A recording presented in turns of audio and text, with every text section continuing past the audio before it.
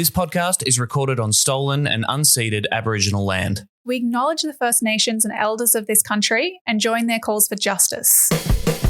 All right, let's dive into the Dutton archives. This to me is my favourite moment, I think, in Australian political history. It's also the dumbest moment in Australian political history. Do you remember, Kristin, when Peter Dutton was asked whether the hip-hop artist Macklemore should perform his smash hit song, Same Love, at the AFL Grand Final? Do you remember this? I wish I didn't remember it, to be honest.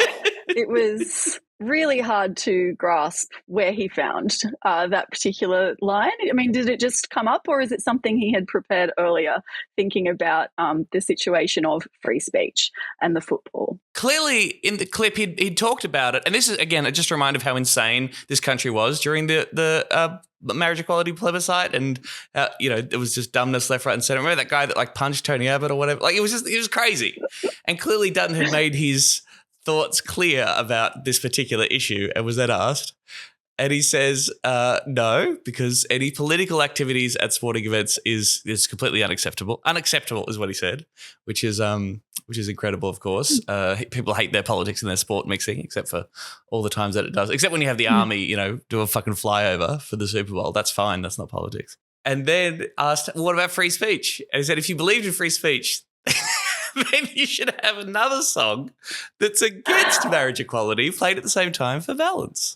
Do you think Macklemore should perform Same Love at the NRL Grand Final? No, I don't. I've been clear about that. I think political statements at sporting events is unacceptable. I think it's... But what about free speech? Well, I'm very much into free speech, but if you're into free speech, then presumably there'd be two songs played, one in favour of gay marriage and one against gay marriage, if that's the proposition.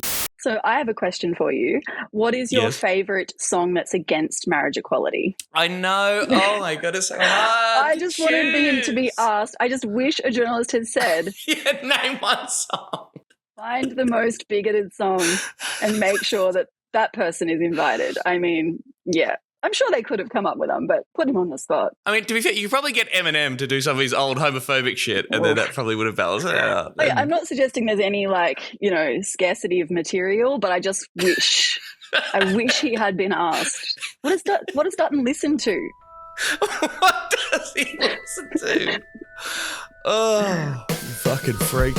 Talk about the Greens, that bunch of idiots. The Greens are nuttier than they have ever been. They are snake oil salesmen. Far more extreme than Clyde Palmer or One Nation. I'm suggesting they hate our society. Frankly, I've always found the Greens to be a real serious danger to Australia. A serious danger to Australia. All right. Hi, everyone. This is Serious Danger. This is a podcast about green politics in Australia. It is not an official Greens Party podcast. We are independent. My name is Tom Ballard, and this show is made possible with the help of the Green Institute and produced by Michael the Griffin. Thank you for joining us. As we mentioned last week, Emerald Moon is off on holidays, taking a very well-deserving break after winning the 2022 federal election. And over the next couple of weeks, we're going to have a bunch of special guest co-hosts joining me on the show. And kicking things off, I'm so stoked that she agreed to do this with us. She's an anti-poverty campaigner who's worked with the Australian Unemployed Workers Union. She now works with the Anti-Poverty Centre. She's a former National Greens Secretary, and she's a Serious Danger listener. Kristin O'Connell, hello. Hi, Tom. Thank you for having me. It's delightful to come back a little bit towards Greens territory for a brief visit. Little bit. You were sort of heavily involved with the party. You've worked on certain campaigns every now and again, but you've been stepping away to focus entirely on anti-poverty, and so you can't be seen hanging out with such tree Tories as us here in the Greens. Is that right? Yeah. Yes, that's right. And also stepping away to work on anti-poverty has had far greater effect on Greens policy around welfare than it did when I was National Secretary. So I've found it easier. Yeah, really? Yeah. I remember before the 2019 election when we were doing the platform in 2018, we got to this policy. We were there ready to sign it off. And I just quickly looked at the numbers and I was like, hey, the poverty line is this and the $75 a week is like a lot lower than that. And no one had thought of that up to that point. It had gone through the whole Greens process from right up from the grassroots up to the top level, which is really indicative. Now, I wasn't on welfare at the time. I had a really good job.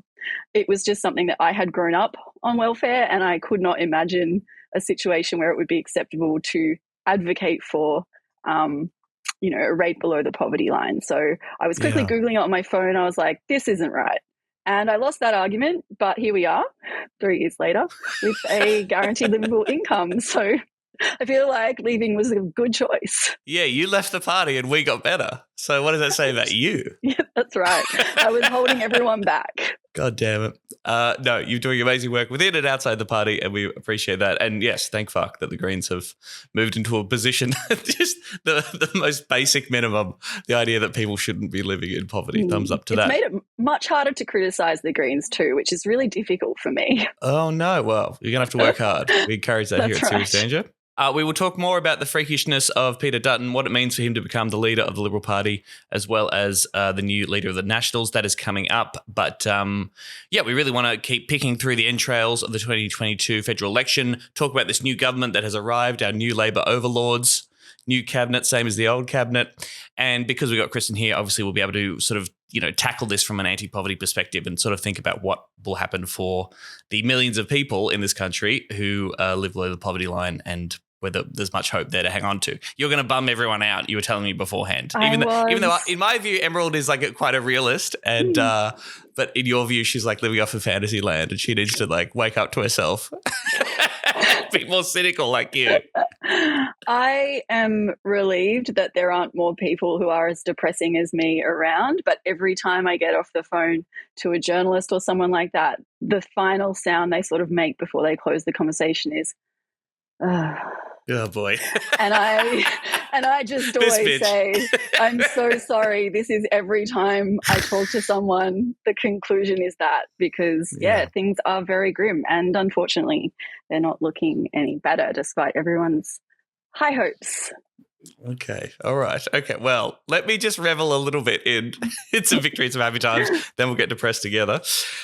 Quick update, of course, since the recording of our last episode, Stephen Bates officially won the seat of Brisbane. Congratulations, Stephen. That brings us up to a total of 4 lower house seats in this next parliament, which is very exciting. Congrats, Stephen Bates. Again, retail worker, member of the RAFWU union. He has to finish his shifts. There was quite a bit of media attention about the fact he has to finish his shifts at Apple in Brisbane before he takes up his new job in the parliament, which is pretty crazy. He's renting. If you want to listen to him and me and Elizabeth Watson-Brown have a chat on the show, we did a Meet the Candidate special with them. Check out the archives there to have a listen to that.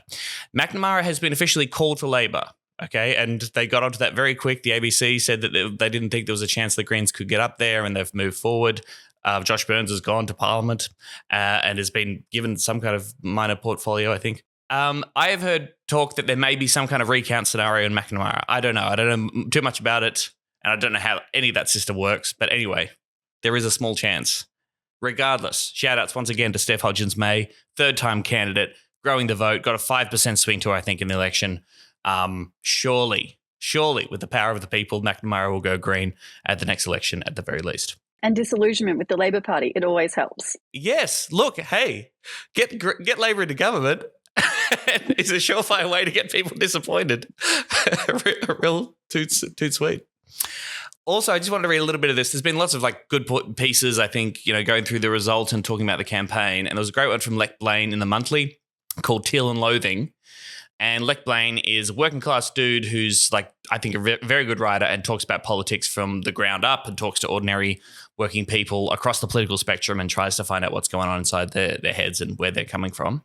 Did you read this piece, Kristin? I did, yeah. And it was good. It kind of was on my level of being really depressed with how people are feeling about the state of the country. And it really reflects what a lot of people, including myself, have been saying for a long time, that people hate politicians and yet they're still offering nothing. And it was really one of the other grim things about it was how many folks were repeating the line that we have debt and we need to pay down the debt. And this narrative is not based in fact, really. And it's so dominant across so many types of media that people have internalized it. And so that makes it very easy for powerful people to say that less powerful people shouldn't be able to afford to live.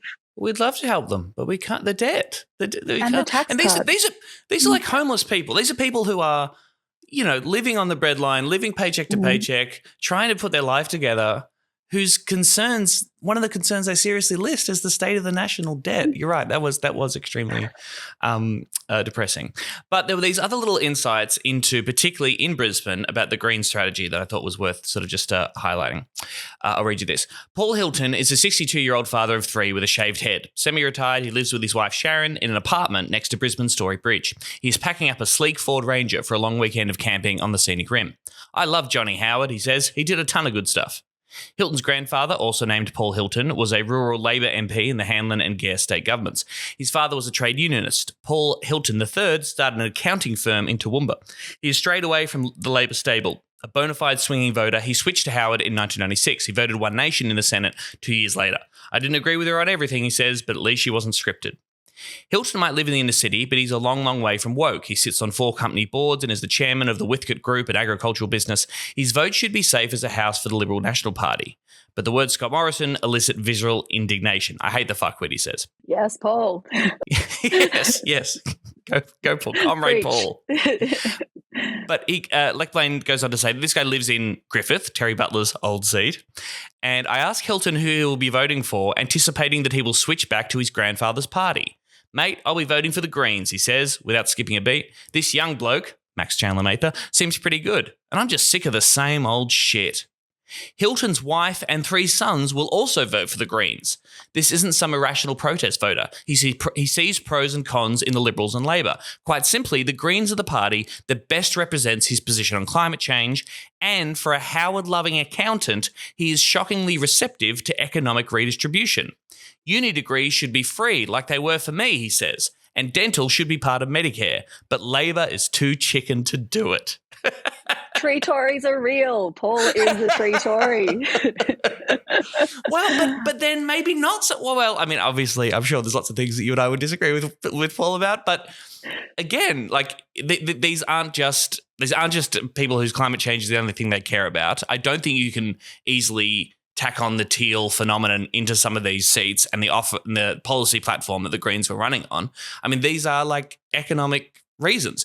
Lech Blaine also talks to Dylan Rowe. He's 31. He's a Maori dude. He grew up in public housing in Gladstone in a coal mining hub. His dad was a criminal. It was a petty thief, says Rowe, according like those are his own words. And he's now a disability support worker. He switched to the Greens in 2019. And he just feels that white Labor politicians too often cater to the lowest common denominator on race. So on the racial offering, he's like sees Labor for the racists that they are. And he says he's worried about climate change, but doesn't list it in his top 3 policy issues. He's voting Greens for economic reasons. He wants to see something done about the disability sector. His rugby union playing groomsman Fef is also voting for the Greens at this election and rejects the idea that working class people can't be attracted to what the Greens are fighting for. I'm no jet ski buying Liberal voting coal miner, he says, but getting covered in other people's shit in his job seems pretty working class to me, bro. Encouraging, right? No? Yeah, and I think it's really nice to see someone who grew up in public housing who still cares about those issues because obviously at the moment we have a Prime Minister who likes to talk an awful lot about what that means and how working class he is, although he's been a professional politician for 3 decades now. So, yeah, go Brisbane. I'm from Brisbane. It was nice to see that change. Unfortunately, where I grew up is still deeply, deeply conservative and went very hard for the Liberals. But it's nice to see parts of that city starting to think more deeply. And it's obviously there's been a lot of hard work that's gone into that. Yeah. But it also shows, particularly I think Paul's example, that if people get a chance to think about practicalities of what you're saying, they do agree. Because a lot of it is actually, there's a lot of talk of common sense. And I think there might have been a note in that article about common sense. But a lot of this stuff is common sense. People need to be able to afford to live. We need the planet not to collapse. These are not complicated ideas, but we do have like a dominant media narrative, again, that just undermines them and has undermined them for decades to the point where people have really absorbed messaging that isn't common sense at all. Yeah. It's interesting. I mean, people often say that ideology you're winning if your ideology is seen as a level of common sense. And that's obviously a battle within political rhetoric, right? To sort of say that you obviously represent the sensible centre and what you're talking about makes total sense. So sign up to our. Well, it's not even ideology. With us, it just makes sense. We're just offering sensible solutions with practical outcomes. Now, of course, everyone and his dog on the political spectrum will claim that what they're arguing for is common sense, but we're actually correct. We're the right ones, right? I mean, you could argue that, ideology has been ideology has been turned into a dirty word, which has been a very good way of pushing this idea of common sense. Is that ideology is illogical, and thinking through problems and understanding power is illogical. And that's really where we've got to, is that people don't seem to think much about how these people in power are using that power anymore. So I don't know. It was, as I said, heartening. And what could to be read. done with that power? All the things that we could have. Why better things are possible, but we do not get better things because of the way that power and the economy is shaped. Yeah, that's why. Yeah. Well, better things are possible is clearly great messaging, because, again, Labor adopted a better future as their slogan. And it's, again, been extremely frustrating to see them constantly talk about a better future for all of us, and then specifically refer to working families time and again. It just won't end. Every time. They're going to take a cost of living lens to the new budget or whatever, and we're going to make sure that people who are struggling aren't falling behind, unless, of course, you are unemployed or on some kind of fixed income from the government. Up in the morning and out to school, mother says there'll be no work next year. Qualifications, what's the golden rule? And now just pieces of paper. Let's talk about that. I mean, how did you see the campaign leading up to Election Day and the subsequent result from the kind of work you do from an anti-poverty campaigner? How would you sort of what score out of 10 would you give the past couple of months or so in terms of that issue and caring about what you do? I'm not sure I can give it a score. I mean, 0, like it's always 0. But, you're either going to end up with a government that won't raise payments or a government that won't raise payments. So that's kind of the calculus. And so a couple of months ago, I was kind of thinking, what is our strategy here? And very fortunate that at the Anti-Poverty Centre, we have a bunch of really brilliant members who we got together and talked about election strategy and realised there is a very slim chance of minority government. They're not common, but it's kind of our only pathway to potential change. So let's just think through how we could potentially gear our campaign around that.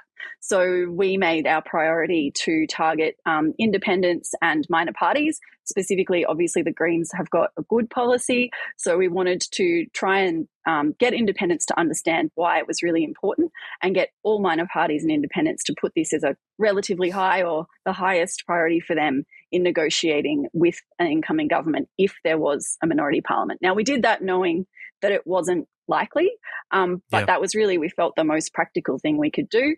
So we had, a tiny win, and that eventually the Greens did include livable income guarantee, their policy, in the priorities that they would push for. And we also were, we had some good engagement from some of the independents who've been elected, and we're hoping to speak more to them. But, I'm very cynical about it. I don't want people to get too depressed, but I don't think we have a good chance of getting a payment increase over the next 3 years. So we've also been thinking about a lot of other parts of the system, because people who aren't on payments might not realise there's just so many hoops you have to jump through just to keep a payment that's half the poverty line.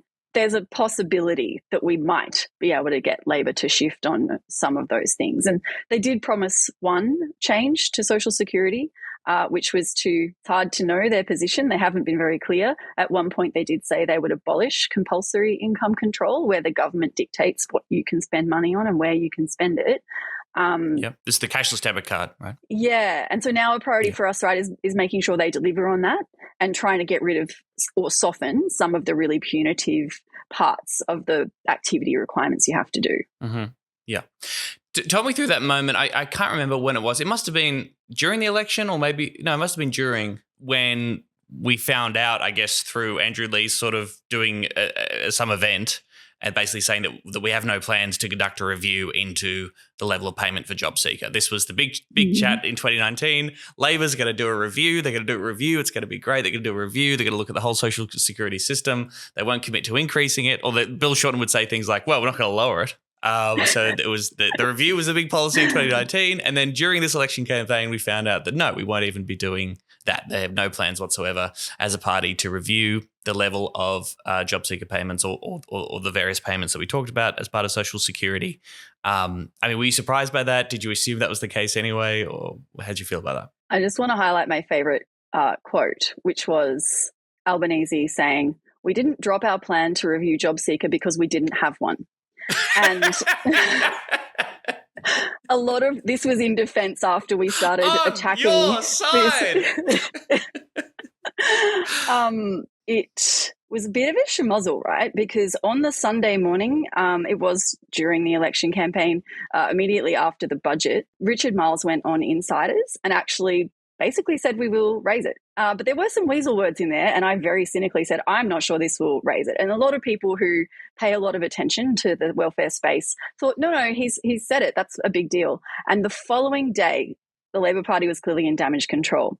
Now, it was the Australian Council of Social Services post-budget event where they chose to confirm that they will not be doing anything for people on the lowest incomes. I mean, to get up. And honestly, we have one of the reasons we established the Anti-Poverty Centre is because there are just so many deep problems with big, corporate charities like ACOS and the way they approach their work. And it is all about being in the room and making sure they maintain these connections with politicians who haven't shown that they will do anything to help people, and they refuse to oppose them strongly. And I think this was actually the perfect encapsulation of that, where he felt comfortable turning up to a room full of organisations that advocate for or provide direct services to people who are in poverty to say, we will do nothing.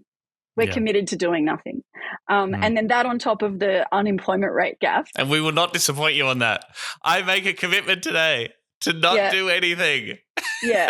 And so, I mean, the other thing just around the whole thing actually then just kicked off a conversation about a review that would be completely pointless. And as was pointed out during the last election, there had just been an inquiry into the rate of New Start. We just had a report from the Senate, from a Senate inquiry about disability support pension. I'm a disability support pensioner. Every review that's been done, and there have been lots of them, has shown that these rates are inadequate. There is no politician in this country that does not fully understand that people can't live on these rates. They're not not acting because they don't know, and we just need to educate them more. They're not acting because they don't care, and because they are making political choices to leave people in poverty because they prefer to help people who are doing great.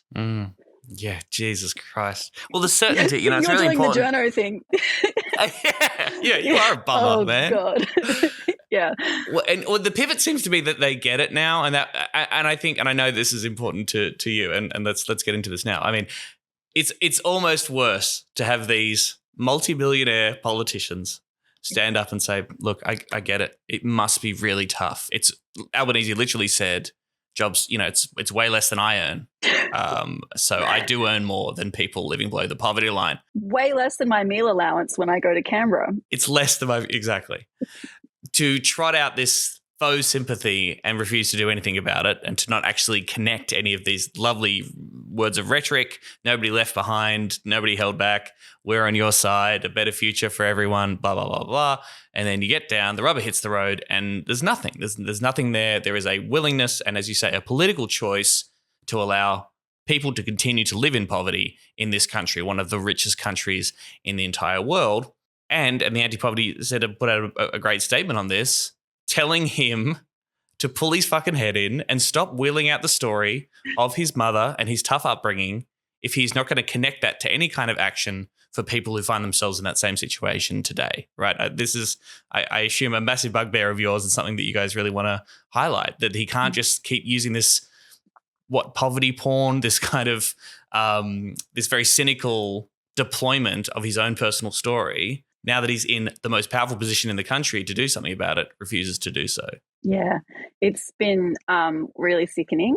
I obviously talked to unemployed people and people relying on welfare and people who can't get welfare but need it every day. And everyone throughout the election was asking me, like, you know, there was, even for people who are used to being beaten down and don't have high expectations, there was this little bit of optimism and hope because he kept talking about this story. And there were a lot of people who do not pay as much attention as a lot of folks I support, who were only hearing those top line messages, who genuinely believe, despite the fact that he has consistently said they will do nothing, they're like, but of course he will, because how, you know, he understands. He understands. He doesn't understand. When he grew up, the public housing that he got was inherited. You know, his mother's public housing was inherited from her parents because that's the way public housing used to work. You had housing security when you lived in public housing. Where he grew up, which is where I live just down the road from what was public housing when Anthony Albanese grew up, and there's now beautiful apartments. There was a massive expansion of public housing here in Glebe, implemented by one of Albanese's apparent heroes, Tom Uren. And, you know, his mum was on the DSP at a time when it, or, you know, what was the precursor to the DSP, at a time when it was basically at the poverty line that was determined through the Henderson inquiry in the early 70s. So there's just nothing comparable about his experience. I'd also add that he went to private schools the whole way through, straight into Sydney Uni, straight into a job as a staffer, has never worked a day in his life in a real job. I think he was a banker for a short period of time. Didn't he work at a bank? It sounds like he couldn't hack working at a bank because it didn't last very long. And I would argue that that is not a real job. Again, when you're going to cosplay as working class, you're going to do all of this rhetoric about being working class. He's never actually been a worker that could in any way fall into that category. So, yeah, it is really, it's been quite crushing for a lot of people. But my bigger concern and what is far more worrying to me, because I hear from people who are experiencing suicidal ideation and the urge to self-harm very often because of the state of living on welfare. And I'm very worried about now this sense of hope that he has engendered in people when they realise nothing's going to come of it, what that's going to do to people's mental health. It is a material outcome. He just sees it as politics and words and it's all about winning. And he genuinely believes it, right? He believes he is better and he believes he does understand because of that very limited exposure to what it's like to have to rely on social security. But he is just so disconnected. And I'm very afraid. I'm afraid. It's using that story too as not as a critique of capitalism, of the society in which we live. Like these log cabin stories, these hard-dud-mind stories are actually wheeled out to see like, hey, I survived through adversity, right? Like I overcame these difficulties and life's tough, but you got to believe in yourself and you got to reach for the stars and then you can overcome these problems, as opposed to saying it was fucked up that my mum lived, even though her circumstances were better than people who are on DSP now, because of because the social democratic order hadn't crumbled as much when I was rising as a kid. But rather to point to that as like, this is unacceptable in a rich country like ours. Nobody should be living the way my mum does or the way that people on DSP do now. It's more this kind of just this mythic story, building up your own personal story to send a signal to other people, broadly voters that Labor wants to win over, saying, I've been there and I'm like you. I'm not going to do anything now that I have this power to sort of change those material conditions for people. I'm not really interested in that. But just you should know this story about how tough it was for me so that you can relate to me more and vote number one Labor, right? You too can be a person of colour who pulls yourself up by your bootstraps and becomes the Prime Minister. And I am fucking Sicilian and I am so furious about that as well. I know that is a minor one. But also, he went to the fucking Italian club and I was like, all you have is a surname. I don't have my surname, but I have my culture. And I was just like, shut up. My God, you are a straight white man in a world that was built for you. And it's not just, sort of what you were saying around there's no critique of capitalism there. He has actively dismantled the system that was there to support him when he was growing up. And another huge factor is the number of people who are on job seeker who are disabled is extraordinary now. And that's because of changes the Labor government brought in 2011. So it's not just a case of inertia. We're not going to do anything to fix it. It's a case of them actively seeking and putting this in their media statements at the time to find budget savings. So they were like, hey, here's a budget saving. We could just make sure disabled people are getting a much lower payment. And it is really hard. It's a difficult one to navigate because I don't think no matter how able-bodied or anything about your circumstances, whether you grew up wealthy, whatever it is, everyone should be entitled to a social security payment that is not conditional on doing activities and that is above the poverty line. Everyone should be entitled to that. But there is this idea in the public mind and in politicians' mind that disabled people are especially deserving and that we like we talk about the NDIS, which only 12% of disabled people are able to access. Again, I'm very fortunate to be one of those people, which makes my DSP slightly more livable. But they are the ones who are causing these policies to be so dire, so abysmal. They're creating disability with how bad job seeker is, and they're harming people and making disabilities worse for people who already have one. And then, those of us who are on the DSP can't really afford to live either in lots of cases. So, like I say, I think the fact that he's been able to hold this cognitive dissonance for so long, I don't see much hope for his time. But Billy Bragg says that he's good. And Billy Bragg tweeted that Anthony Albanese has a socialism of the heart. Billy Bragg was already probo, but like the song that he shared and Jeremy Poxton, who I get to work with on lots of cool anti-poverty activism, shared it and said, this is a song about being thrown on the scrap heap as an unemployed person.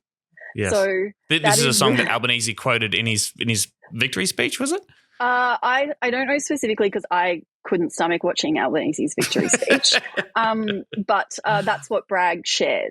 Just because you're going forwards doesn't mean I'm going backwards.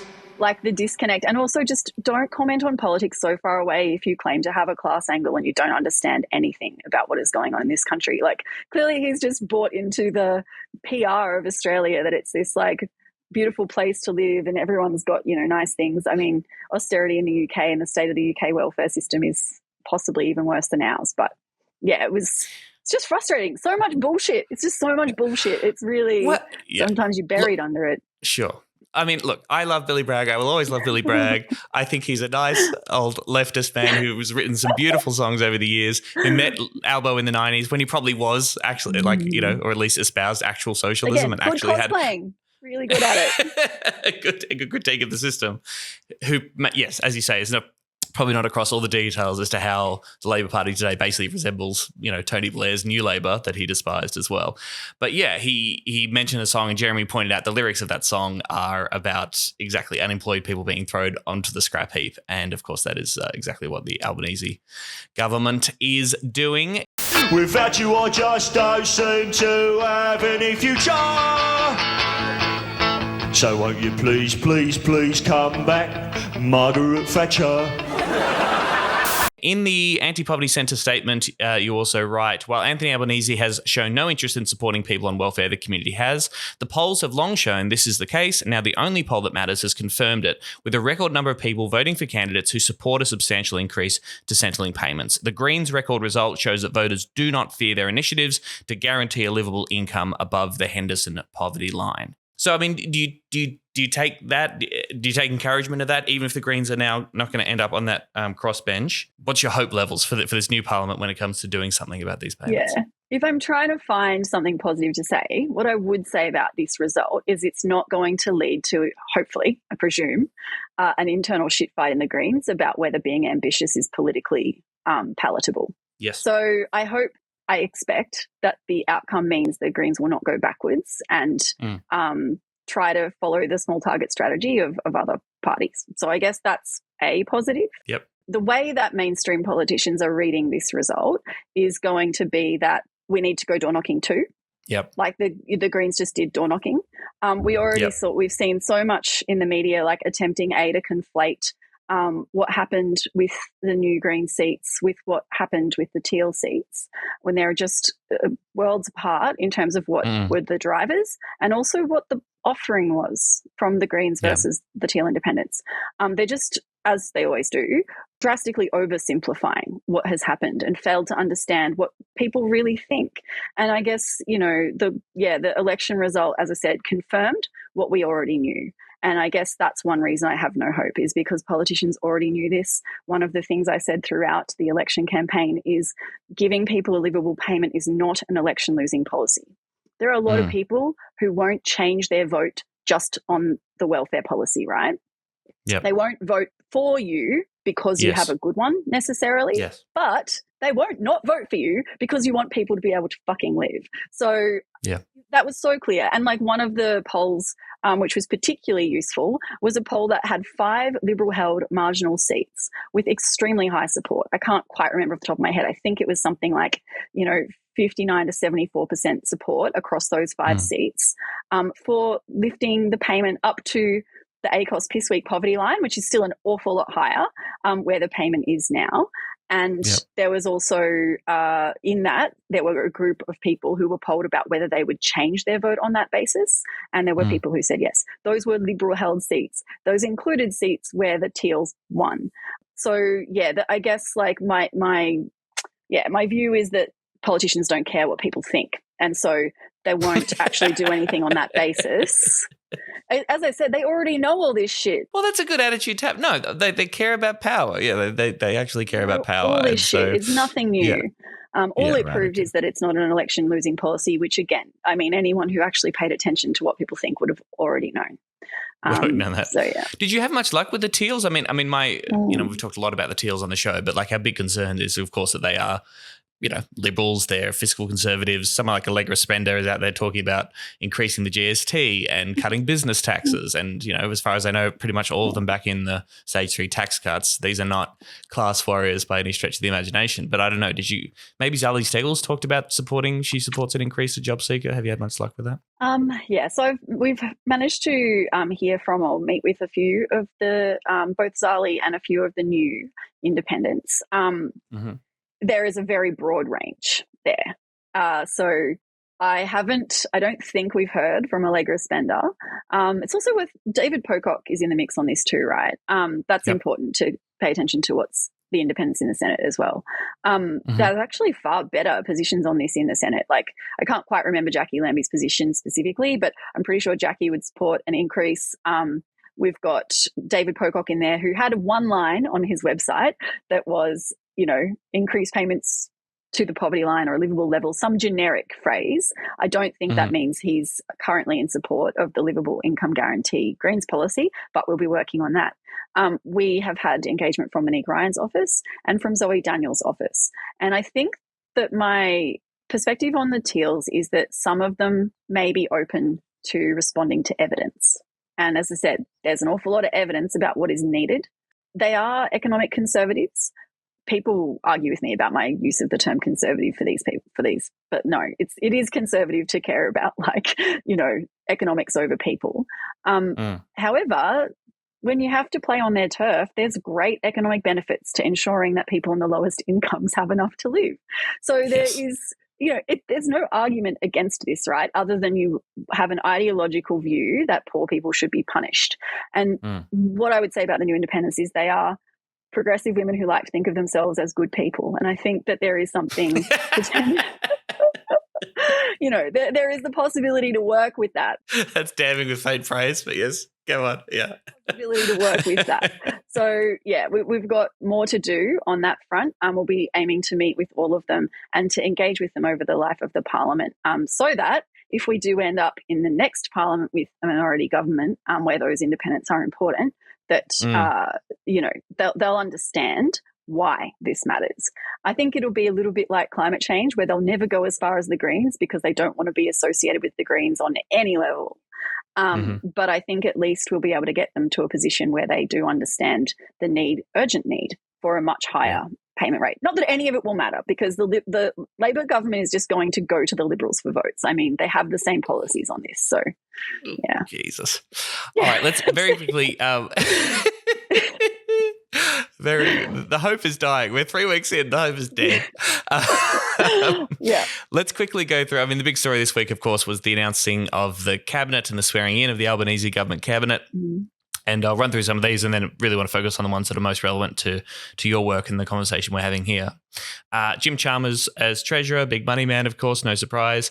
Anne Ali is the Minister for Early Childhood and Minister for Youth. She's aged 55, once again, the Minister for Youth. I think it was Richard Colbeck, who was also the Minister for Aged Care or whatever last time and was in his late 60s, I think.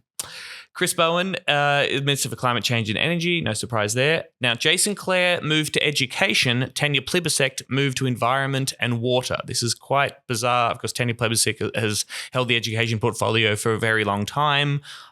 My understanding is that she's a very popular person amongst the Australian public. People like Tanya Plibersek. But who knows why, but yes. Okay, yes. Not Kristin O'Connell, but, broadly speaking. My nemesis. And Jason Clare was the housing dude, and now he's moved into education. Do you think there's anything in that, or do you care much about who gets what portfolio here, or what do you think's going on there? I think everyone's trying to read the tea leaves, and it doesn't matter because, these people will shuffle around, but the policies aren't going to change. So doesn't make a difference. Maybe they're all vaguely competent, but yeah, who cares? Totally fair enough. And we won't spend too long on this. I mean, I do care on a level. I am paying attention to this, but it's hard to see how all of those shuffles, all they reflect is internal machinations and internal politics within the Labor Party, which has never benefited anyone. Sure. That's all it means, right?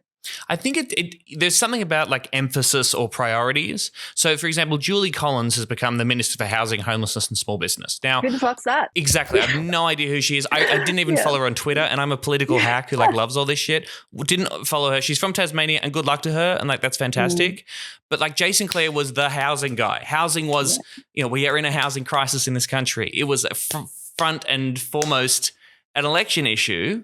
They've got to deliver on their, very paltry public, social housing commitments. It's going to be shit. Yeah. The joke of a policy. It's a big deal. And then this person that we didn't hear from at all and haven't heard, she's been in the parliament for a long time, I think, but she's in quite a safe seat of Franklin. But it's just okay, Julie Collins, I guess we'll see what she has to say about all that. Fine. Yeah. I mean, I imagine she'll be good at rhetoric just because housing in Tasmania is even more acute in terms of the problems at the moment. And the state Liberal government in Tasmania has paid lip service to doing stuff on housing, and their housing policy is not good, but it is actually better than most states. So there's that, but clearly she's not a heavy hitter. Sure.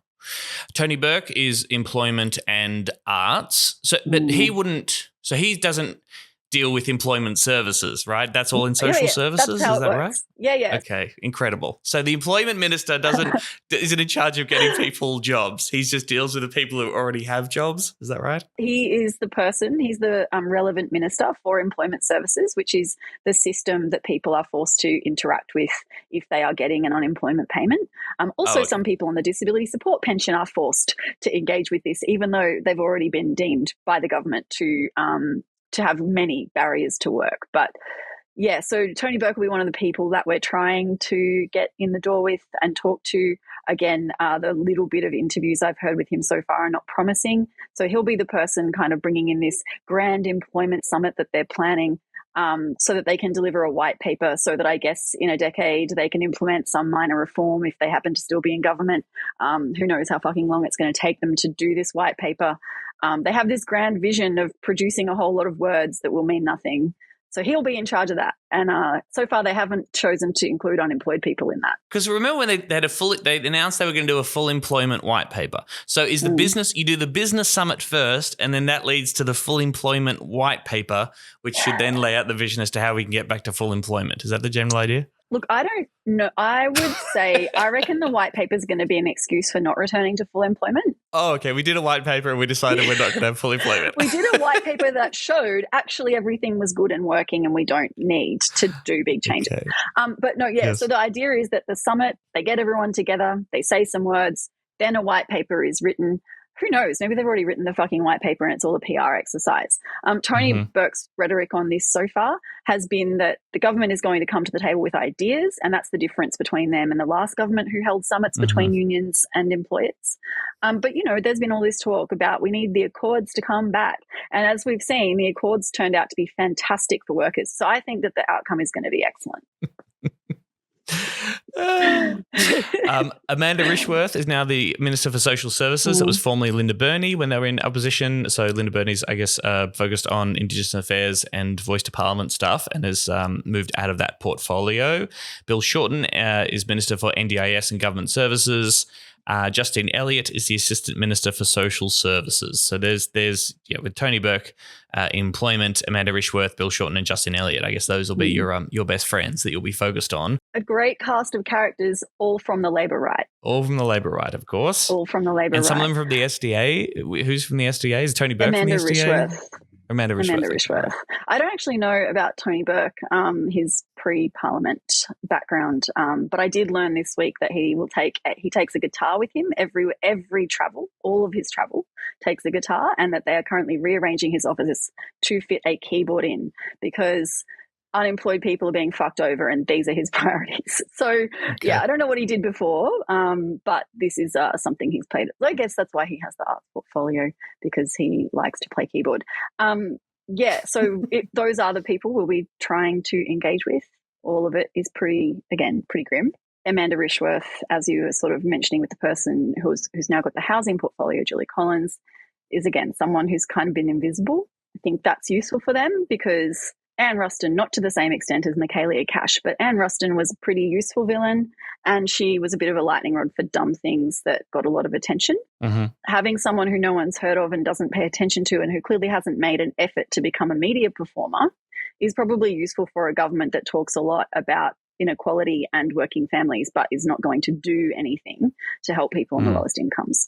The assistant minister is particularly concerning to me. Justine Elliott spearheaded a huge scare campaign telling age pensioners they were going to end up on the cashless debit card, which is a horrible program, but it was utter bullshit. It was never going to happen. The coalition are not going to put 3 million pensioners on a card that would mean they all vote Labor.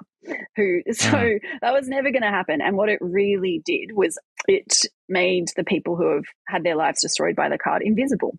So I'm not, and I also was very, very, very vocal in my criticism of that campaign. It's going to be awfully hard for us to get her to talk to us. I don't think she will.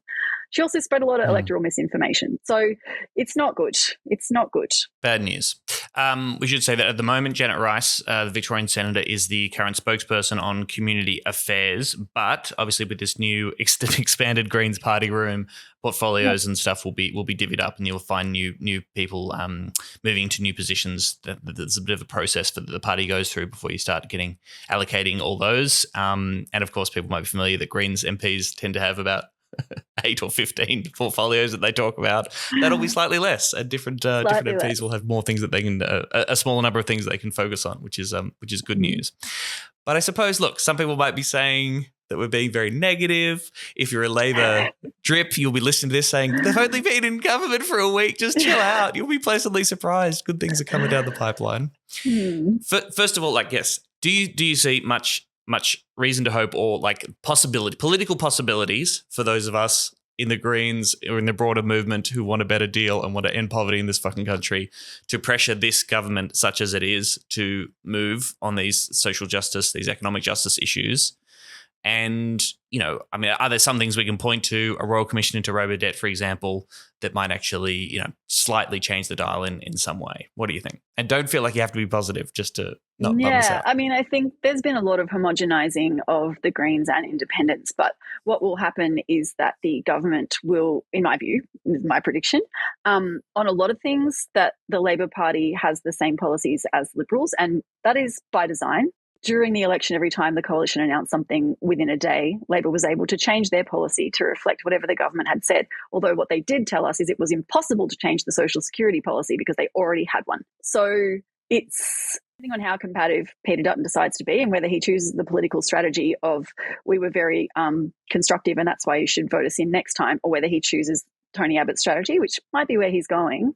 they're going to, I think, be able to rely on the Libs for a lot of the worst policies. So particularly around social security, they are on the same page. Where it comes to things is a bit more grey. So, for example, climate change, where they're unlikely to get support from the Libs, I think that they will seek to and very easily be able to work with independents in the lower house, and they will be able to fully ignore and sideline the Greens. I don't think it's going to be very likely that the Greens are really getting a chance to influence things. And then there's this whole process where if the Greens want to change things in the Senate, that creates a whole lot of extra work and bureaucracy, which is really easy for the Labor Party to paint as being obstructive. So, and obviously that's something that they've continued to talk about, the CPRS, and ignore the existence of the Gillard government for a decade, more than a decade now. A decade. So I don't think there's going to be a lot of broad opportunity for the Greens to do much. I think specifically in social security, it is going to be, if anything changes, it will be because the Labor Party has been shamed into it. And so it may be possible for the Labor Party to scapegoat the Greens and say, we didn't want to help poor people. We didn't want to spend the money, but the Greens bullied us into it. So maybe that is the most optimistic, they wouldn't vote for this other thing we had to do. They wouldn't vote for this other thing we had to do unless we gave them this $10 a week increase on social security. And so we did that to get them to do this other thing, but it's the Greens' fault that we're going to have more debt. That is like the most optimistic thing I could paint, but I don't have high hopes for that either. As I said, I think it'll be them being shamed into it. I think whatever increase, if they do ever bring one in, it will be outstripped far and away by inflation and the changes in the poverty line. The things that we'll be pushing for, I think a Robodebt Royal Commission will deliver some useful information that former government sought to obstruct. And aside from that, I think it's politically useless in terms of actual anti-poverty campaigning. People view it as a past issue where it was an injustice, but it's kind of resolved now and it's okay, there's news about it, but what's that going to change? The Labor Party has already, they've already supported, Bill Shorten's already supported. The settlement was gross, right? It basically was them being able to say that they've had a win in terms of the class action that was brought against the government to try and get some compensation for robo-debt victims. It went nowhere, and a lot of people felt very sold out by that process. And again, just fueling disillusionment for people who are already being kicked repeatedly.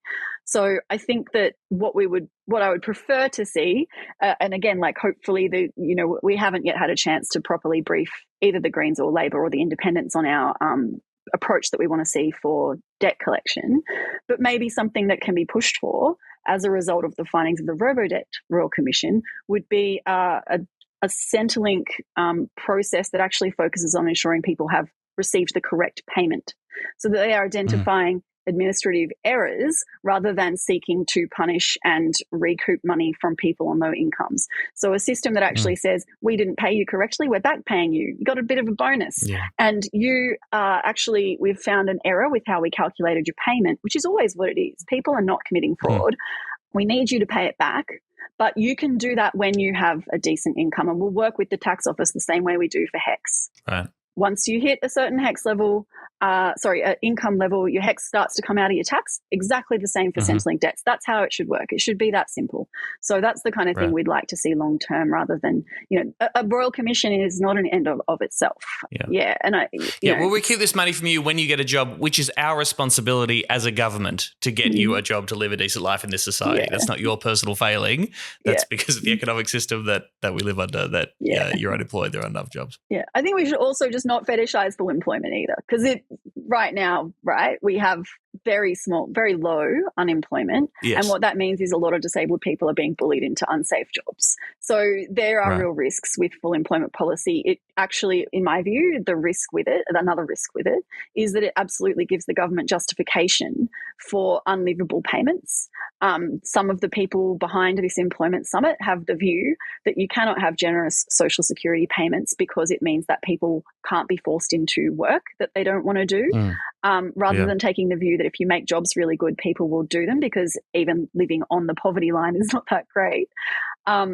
So I think it's going to be potentially very bad for welfare recipients if there is this push and this public narrative around full employment, because it just means we have full employment. So if you aren't working, that's a you problem. You are choosing not to have a job, and it is an individual failing.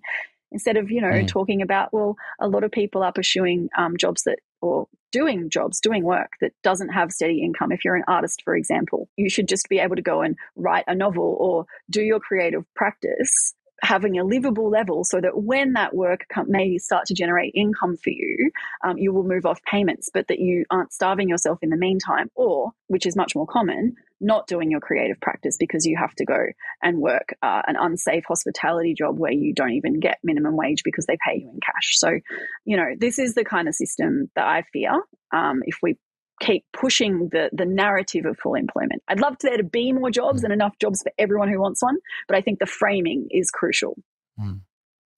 Well, if you want to play along to the disappointment with this new government, you can check out the Australian Unemployed Workers Union Welfare Excuse Bingo card. We'll put a link through in the show notes. Cross them off as you hear them. We need to do a review first. The debt. There are other payments. You'll still be better off with us than Dutton. There are jobs, budget repair, dignity of work will get wedged, etc., etc. Feel free to enjoy that. If nothing else, then feel free to play along and turn it into a little game for yourself. Won't take long to get bingo. The Greens have 4 seats in the lower house. 3 of those they won. It's very unfortunate, isn't it? If it's not with Tubble Climate. All right, look, we've spent so much time on this, as we rightly should have done. We have a small amount of time to hang shit on the new leaders of the coalition. Peter Craig Dutton has been elected unopposed as leader of the Liberal Party, and you've got I don't know David Littleproud's middle name, but he is now elected as the new leader of the Nationals. We talked about one of the great moments in Dutton history in which he suggested that there should be 2 songs played at the grand final about same-sex marriage. But look, to put it simply, the guy's a cunt. Boycotted the apology to the stolen generations, terrified people about African gangs in Melbourne. He said that the Fraser government made some mistakes by settling Lebanese migrants in this country, called Samantha Maiden a mad fucking witch and texted it to her, which to be fair was pretty funny. She doesn't seem too fussed about it. He was voted the worst health minister of the past 35 years by doctors. He cut hospital funding when he was in their portfolio. He sued Shane Bazzi for defamation when Shane Bazzi correctly labelled him a rape apologist. He then eventually lost that defamation case, but did take the time to say that there should be publicly funded legal funds so that politicians can sue members of the public for defaming them as part of their job. He said that refugee women were claiming to have been raped in order to get access to the country. He called the Muggeruppen family, the Biloela family, referred to the kids as anchor babies. He hates the Greens. When he was asked about the Greens having 4 members in the lower house, he said it's very unfortunate, isn't it? I forgot about this one in researching in relation to the Greens. Denied that Wilson Security was spying on Sarah Hanson-Young when she was on Nauru, called her an embarrassment to the country, said she was almost certainly lying. Turns out that's exactly what was happening. A private security company was spying on an Australian senator because she'd been critical of the offshore detention regime, was spying on her in her hotel room and such, and Dutton never corrected the record or apologised and just sort of said, well, that's what's going to happen if you run these torture camps. You got to get spied on if you go visit them. That's the way that that it works out. And another one I forgot about too, in the wake of the Christchurch shootings, Peter Dutton called Greens leader Richard Di Natale as bad as Fraser Anning by pointing to Dutton's comments about Lebanese migrants. So he's racist.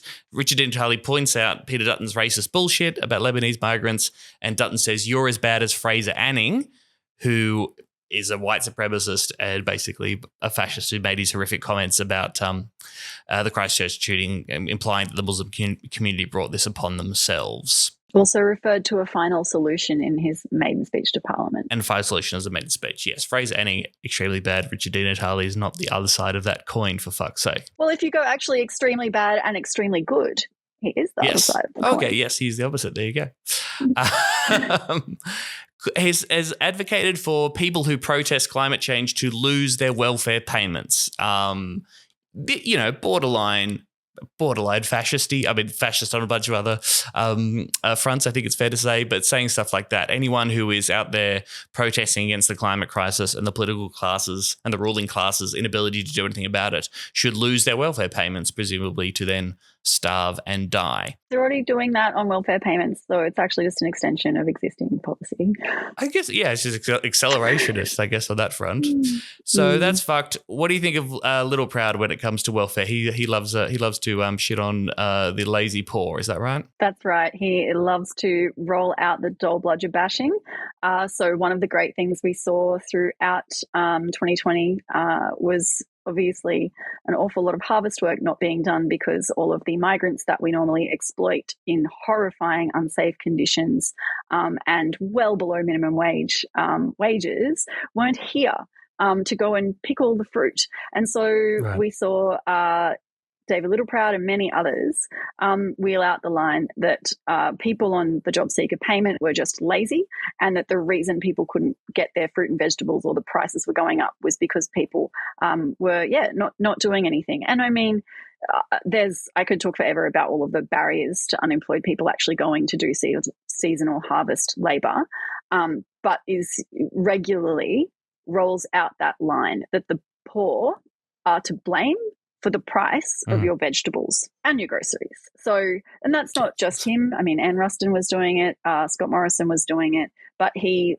absolutely loves it. And he regularly just sends out a media release that seems to get published verbatim, even in the ABC. So, you know, it's not going to be fun having him and Dutton, you know, this type of welfare bashing, I think, is going to remain, especially because Albanese is choosing to foreground welfare in his rhetoric, which is inviting them to talk about their views on people who aren't in well-paid work. It's also pretty interesting that he actually thinks people on welfare can afford to get to a climate protest and actually spend their time and energy doing that while they're on the hamster wheel of the punitive mutual obligation system. He obviously hasn't met anyone on welfare or a climate protester. Yeah, clearly not. Little Proud is a former banker, by the way. So we've got a former Queensland cop and a banker heading up the coalition. Little Proud joined the Nationals at 6 years old. Who are these fucking freaks joining political parties when their little kid is? I'm sorry, that's child abuse. Like, that is not a choice that a 6-year-old made. Oh my God. So these are horrible people and they're bad and they're going to say bad things and they're going to advocate for bad things. But I suppose, do you find any comfort in this? I mean, I'm much more inclined to be glad that this is where the coalition is heading. And I think this shit is unelectable. I think that they're not learning the lessons whatsoever. I think that Dutton will not connect with the Australian people in any way. And I think by lurching further to the right and going harder on these issues, like on these culture war shit, he's immediately pivoting to. I can't see it being a winning strategy of them to gain ground that they've previously lost or find new ways into the suburbs with these kind of tactics. I don't know. I think it's probably pretty good for the left. What do you think? I think Peter Dutton is vicious and smart.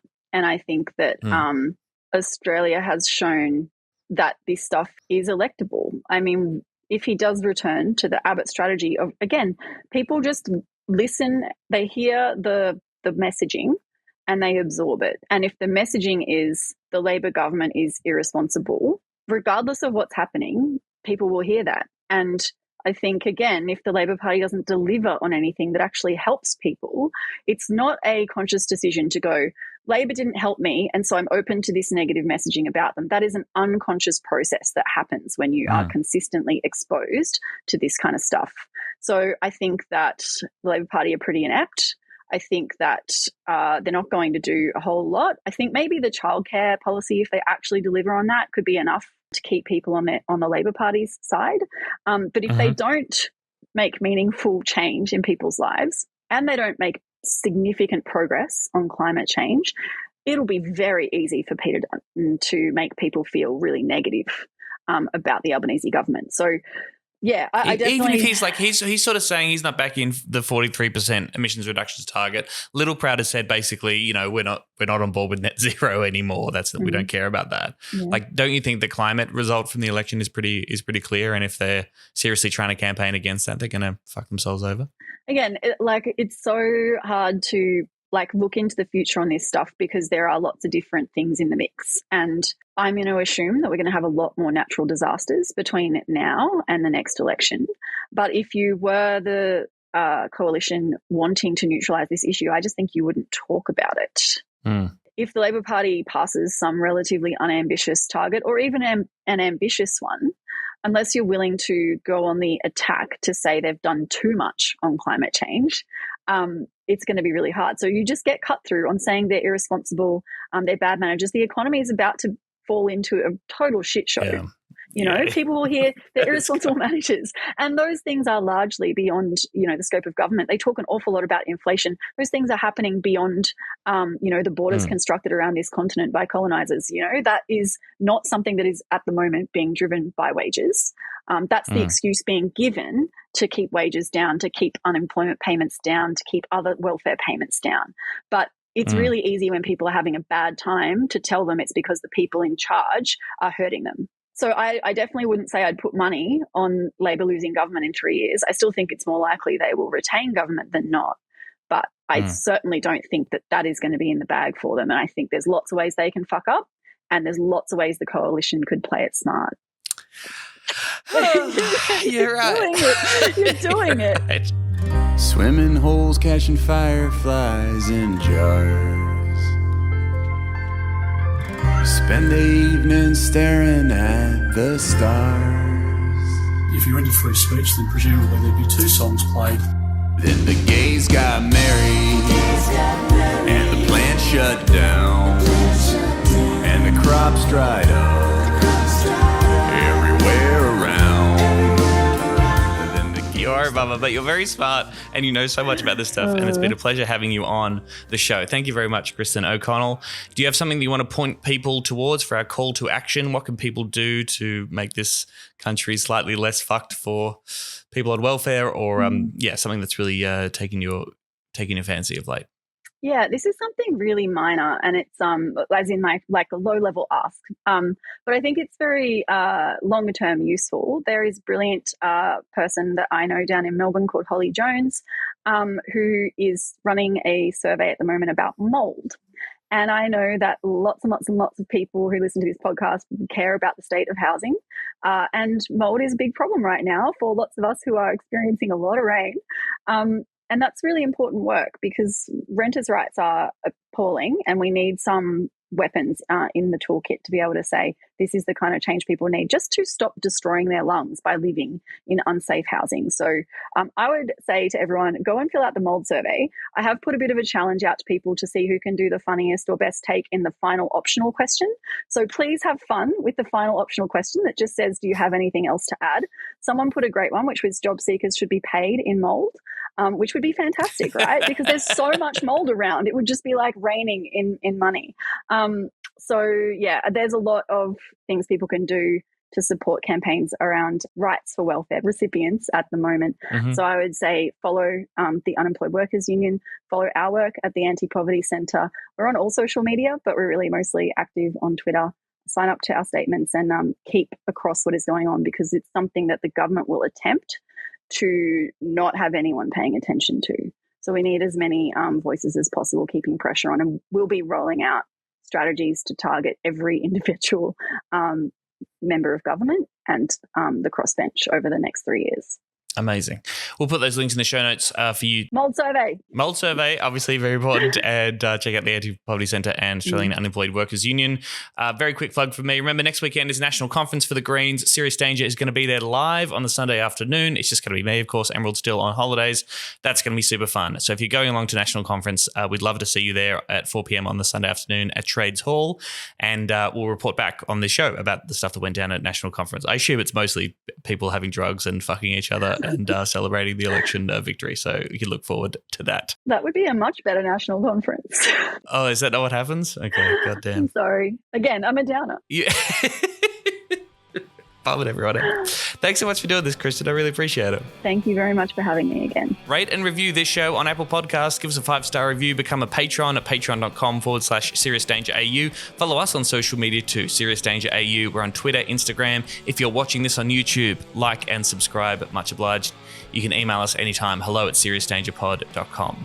Bye, everyone. Serious Danger Australia.